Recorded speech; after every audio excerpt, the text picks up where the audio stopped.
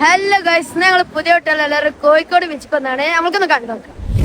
കണ്ടപ്പോൾ ഞാൻ എന്റെ ഉള്ളു തുറന്ന് ഉള്ളിലൊളിപ്പിച്ച കത്ത് തുറന്ന് ആ കത്തിൽ കണ്ടേ നല്ല മുഞ്ചുള്ള പേര് മിന്നുന്നുണ്ടേ നല്ല അൽഹംദുലില്ലാ.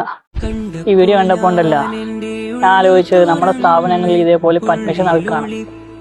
ഞാൻ പഠിച്ചിരുന്ന സ്ഥാപനത്തിൽ, അതുപോലെ ഞാൻ ജോലി ചെയ്ത സ്ഥാപനത്തിൽ ഒക്കെ അഡ്മിഷൻ നടക്കുകയാണ് ഇപ്പോൾ. അപ്പം നമ്മുടെ മക്കളെയൊക്കെ ഹാഫിളാക്കണം അല്ലെങ്കിൽ ആലിമാക്കണം എന്നൊക്കെ ചിന്തയുള്ള മാതാപിതാക്കൾ ഇൻഷാ അല്ലാഹ് അവരെയൊക്കെ എന്ത് ചെയ്യുക, കൊണ്ടാക്കുക.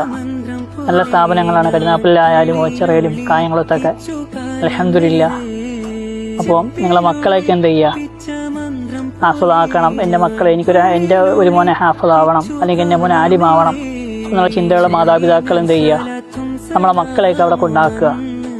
നമുക്കതല്ലേ വേണ്ടത്. നാളെ അള്ളാഹുവിൻ്റെ സന്നിധിയിൽ ചെല്ലുമ്പോൾ ചോദിക്കുന്ന ചോദ്യമാണ്, എൻ്റെ മക്കളെ എന്ത് ചെയ്തു എന്നുള്ള ചോദ്യം വരുമ്പോൾ എൻ്റെ മക്കളെ ഞാൻ ഹാഫിളാക്കി അല്ലെങ്കിൽ ഞാൻ ആലിമാക്കി എന്നൊക്കെ നമുക്ക് ഉത്തരം പറയണ്ടേ.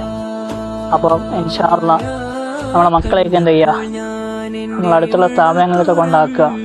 ഇപ്പോൾ കരുനാഗപ്പള്ളിയിലാണെങ്കിൽ ജാമിയ ബയ്യിനാത്ത് എന്ന സ്ഥാപനം അൽഹംദുലില്ലാ നന്നായിട്ടാണ് പോകുന്നത്.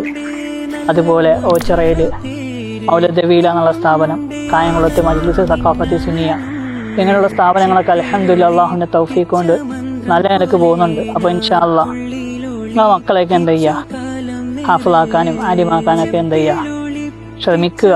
കാര്യം നമ്മളെ മക്കൾ നാളെ നമുക്ക് ഉപകാരം ഉണ്ടാവണം. നമ്മളെ ഖബറിനടുത്ത് വന്നിട്ട് ദുആ ചെയ്യുന്ന മക്കളാക്കണം ഇൻഷാ അല്ലാഹ്. അള്ളാഹുവിൻ്റെ ഹബീബ് പറഞ്ഞതല്ലേ, 3 അമല് മാത്രമേ ഖബറിൽ കൂട്ടിയുണ്ടാവുകയുള്ളൂ. അതിലൊന്നെന്താണ്, സ്വാലിഹായ മക്കളുടെ ദുആ ഇൻഷാ അല്ലാഹ്. അപ്പം എനിക്ക് പറയാനുള്ളത് ഇൻഷാ അല്ലാഹ് എല്ലാവരും എന്ത് ചെയ്യുക, നമ്മളെ മക്കളെയൊക്കെ ആലിമീങ്ങളും ഹാഫിളീങ്ങളും ആക്കുക. അള്ളാഹു അതിനുള്ള തൗഫീഖ് നമുക്ക് നൽകട്ടെ.